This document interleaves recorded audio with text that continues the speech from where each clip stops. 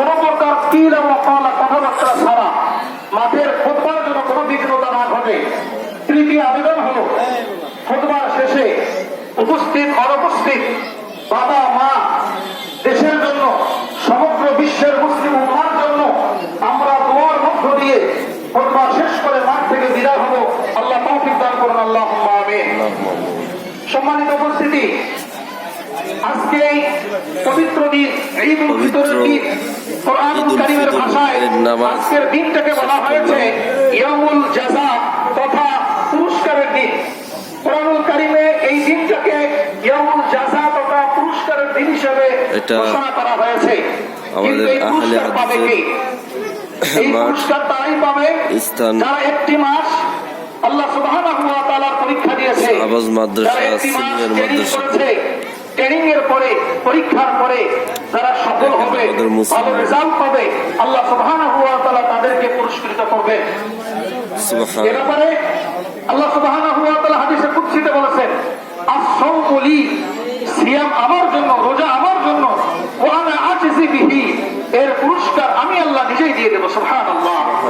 সম্মানিত উপস্থিতি, তারপরে বোঝা গেল সবগুলো পুরস্কারের যে পুরস্কারটা শ্রেষ্ঠ পুরস্কার, এটা আল্লাহ সুবহানাহু ওয়া তাআলা আমাদেরকে দিবে। আল্লাহ আমাদেরকে এই পুরস্কার আল্লাহর হাত থেকে নেওয়ার তৌফিক দান করুন, আল্লাহুম্মা আমিন। আল্লাহুম্মা আমিন। সম্মানিত উপস্থিতি, আল্লাহ সুবহানাহু ওয়া তাআলা বলেছেন, ক্বাদ আফলাহা মান তাযাক্কা, তারাই সফল কাম যারা পূর্ণ পবিত্র অর্জন করতে পেরেছে, তারাই সফল কাম।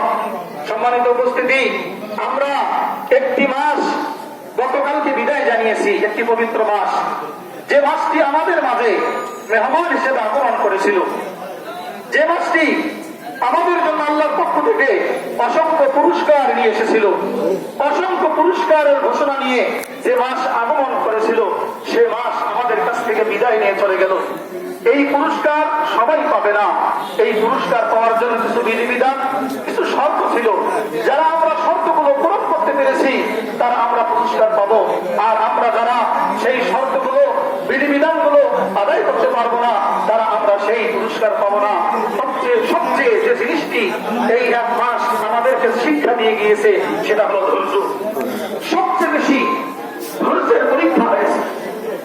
আমরা যদি বলি, আমাদের চোখের সামনে খাবার ছিল, আমরা ক্ষুধার্ত ছিলাম, আমরা ক্ষুধার জ্বালায় ছটফট করেছি, চোখের সামনে হরেক রকম খাবার ছিল, কিন্তু আমরা খাবারগুলো খাইনি।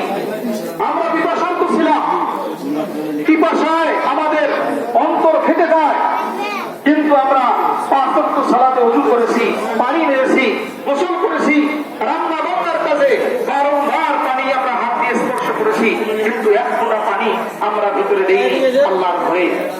আমাদের যৌন চাহিদা ছিল, স্ত্রী ছিল, চাইলে আমরা নিবারণ করতে পারতাম, কিন্তু আমরা তা করিনি। আমরা মিথ্যাকে পরিহার করেছিলাম, আমরা গীবত, পরনিন্দা, চতুর্থীকে আমরা পরিহার করেছিলাম। আল্লাহ রাসূলের ভাষায় যেটাকে আমরা বলি রাসূলুল আমাল, আমরা পরিত্যাগ করেছিলাম। এত কিছু কেন করেছিলাম? এর পিছনে যেন উদ্দেশ্য ছিল যে আল্লাহ সুবহানাহু ওয়া তাআলার বিধানকে মান্য করা, আল্লাহ সুবহানাহু ওয়া তাআলার পরীক্ষায় উত্তীর্ণ হওয়া, ধৈর্যের সফলতাকে অর্জন করা। এই ধৈর্য যারা ধরতে পারবে, এক মাসের সিয়াম সাধনার ধৈর্য ধারণ করার পরে যারা পবিত্র ঈদের মাঠে এসে দুই রাকাত ঈদের সালাত ঈদুল ফিতর আদায় করবে,